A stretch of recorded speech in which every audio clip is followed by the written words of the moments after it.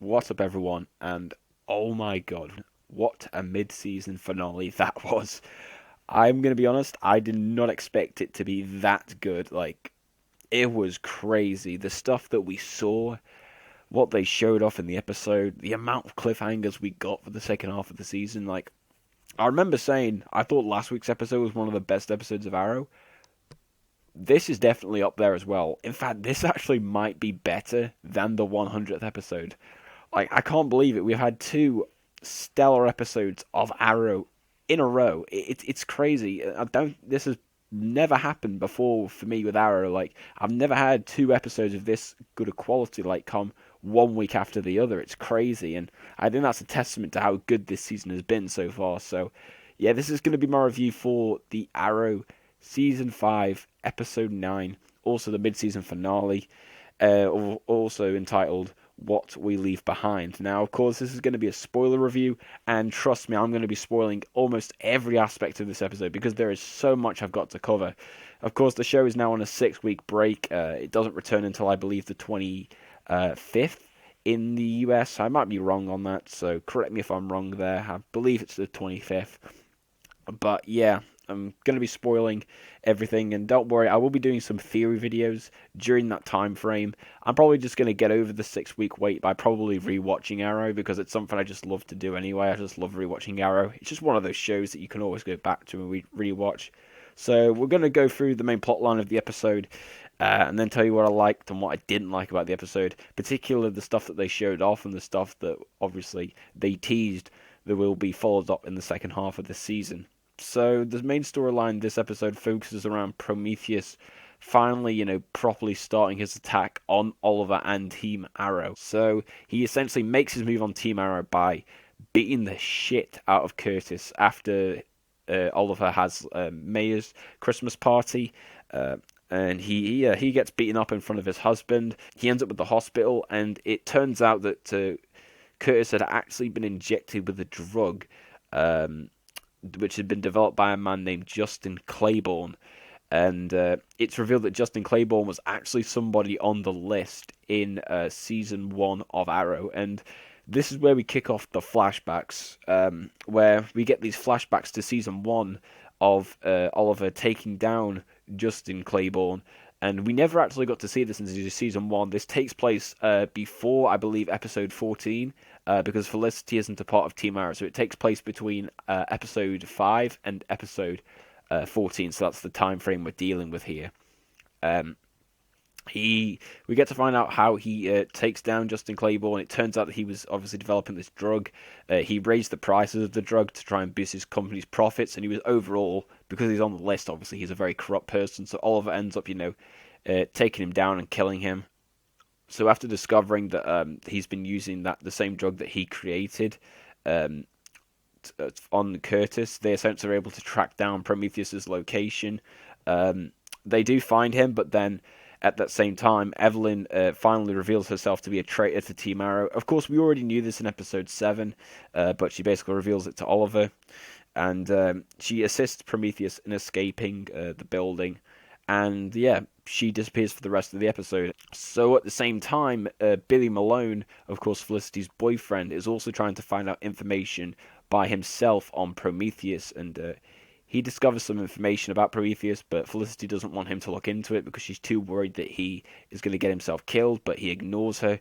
He manages to get to this, he finds some information relating to a picture of a little boy in one of Claiborne's offices, but unfortunately, as he sends the picture to Felicity, he gets captured by Prometheus. And then from the picture, it turns out that the picture is actually of Claiborne's illegitimate son, and Oliver realizes that if he is his son, then he actually wants to kill Oliver Queen in vengeance for what he did to his father.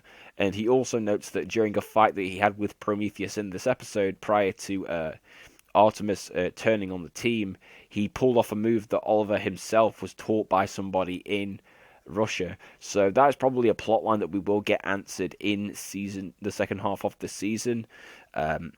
But that was cool that he noted that. So clearly, he's had the same amount of training as Oliver in similar time span, because of course he spent the last 4 years training, kind of like Oliver, except he had the extra years. So it's going to be interesting to see them have the proper fight, presumably in the season finale. He finds out the location of where Prometheus is when he remembers something from the flashback that he had with Felicity. He goes to that building, and then Prometheus essentially stages all of the dead bodies there in the same way that he himself killed all the guards back in the season 1 flashbacks to when he actually killed Justin Claiborne. And that was really cool as well, not only because you get to see how he took down all those guards in season 1, but then just walking back and you see the blood math, and it really does show you how much Oliver has changed from season 1 when he was a cold-blooded killer to now where he's so reluctant to kill. He meets Prometheus on the same spot where Justin was killed. They get into a bit of a scuffle, and he ends up in this mirror area where there's a load of mirrors around him. And Prometheus is essentially taunting him. He sees Prometheus and he fires 3 arrows into him, takes off the mask, and it's revealed that Billy Malone was actually the one in the costume, meaning Oliver himself has killed Felicity's boyfriend. And my jaw hit the floor when I saw this. I couldn't believe that they killed him off in the mid-season finale. I honestly thought he was a character who was going to stick around until the second half of the season, but the fact that they killed him off like this was so dark. But then yet again, I applaud the writers for doing that, because it was just such a ballsy move to do that. And what was even worse was the scene afterwards where Oliver actually goes and tells Felicity about this. And it really was a very emotional scene. It was really, really tough. I just couldn't get over the fact that he actually killed him. But it really does show that Prometheus is really getting to Oliver. He's showing how vulnerable he is. And it was just cool to see that. And then basically the episode ends where Curtis's husband leaves him because of the fact that Curtis wants to be this vigilante and he can't take it, so he leaves. Felicity obviously is mourning Billy's death, and then Diggle gets a call from Lila that something's wrong with baby John, and all of a sudden it cuts out, and then he rushes off to where he thinks they are, and nope, it was a trap all along by the authorities, and they capture him, and that was a big moment as well. And then after going to see Susan to get a bit of, cheer up advice, Oliver heads back to the Arrow base, and who does he see there? I'm just going to play it for you right now.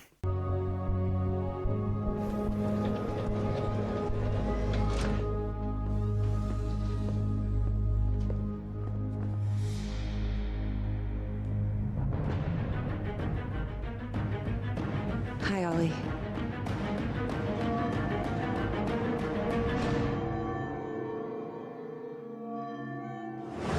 Diana Laurel Lance.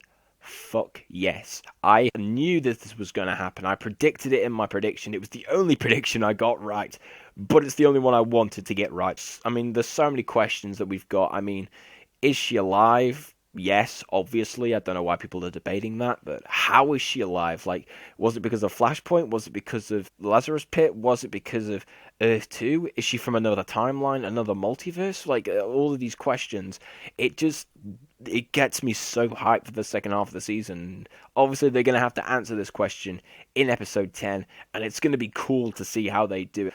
I'm just happy that she's back, because Black Canary, come on. You can't not get excited for Black Canary, and she was also my favourite character on the show, so yeah, I'm definitely a lot more hyped for the second half of the season now that she is returning. So yeah, overall, I felt the plot of this episode was really, really good. It was really good, the amount of twists and revelations we got. We kind of got a hint to who Prometheus's identity was, that he's Justin Claiborne's son, or maybe not. They were a bit vague on it, but I feel like that's the right way to go about it. You don't really want to reveal his identity too early, since it's really a big part of this season. If I were to make a prediction on when we're going to get his identity, I would probably say around about episode 15 or 16 is when we'll probably find out. But I just can't wait. I mean, Prometheus is just an awesome villain. So yeah, and the plotline itself was just really good, how it related back to the season 1 flashbacks. It was just overall awesome. So let's go to the parts of what I did and didn't like about this episode. Just going to get straight out of the way. There was nothing that I didn't like about this episode. This episode was all positives for me. So yeah, just get straight into the positives. So first of all, the flashbacks. These are the best flashbacks that we have had since season 2. And I don't want to take anything away from the Russia flashbacks because I have really been enjoying them so far, but come on, season 1 flashbacks back to when Oliver was just killing without any limitations. Like, that was so awesome to see. And it was kind of weird as well, because like I said, we haven't, Oliver hasn't really gone on the mad killing spree since season 1, and it was so weird to see him go through that. But then, yet again, it was just really badass as well. So, yeah, definitely was very happy with the flashbacks this episode, and also how they related to present day and to Prometheus's identity.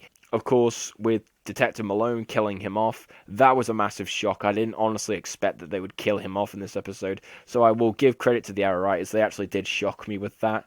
Just the amount of shocking and moments and cliffhangers to lead up to the second half of the season, but they weren't bullshit cliffhangers. These were cliffhangers that were actually intriguing. Like John getting captured by the authorities. Like, how is he going to break back out? Because obviously they ain't going to be able to do it again.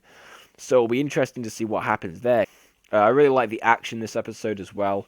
It was really well done. Really good choreograph and some epic moments. Like, there's a moment where Oliver fires an arrow at Prometheus, and then he just throws his throwing star, and it splits his arrow in half. That was just such a cool moment in the episode. Really, really good.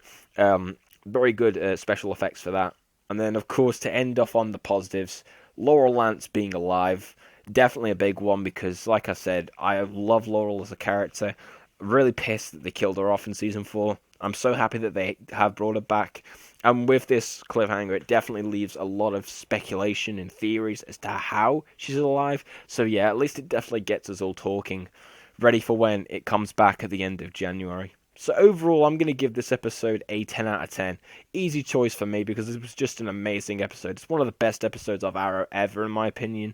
Maybe even better than the 100th episode. I can't really find any major faults with it. It's just really, really good. And overall, an amazing episode of Arrow. So with that being said, I want to just quickly say that I will not stop making Arrow content just because of the fact that obviously we're on the 6-week break now. I will be trying to post some theory videos during now and then. The first one I'm probably going to try to do is maybe do a theory video as to how Laurel is still alive. There's quite a few theories for that, so I might even split into 2 videos because there's that many theories online. It's just obviously going to be so many. It'd probably be too much for one video, so I'll probably have to split it into 2, but I'll probably be doing them during now and the mid-season premiere, so keep an eye out for them. But with that being said, I'd like to thank you all very much for watching, and I hope to see you again next time.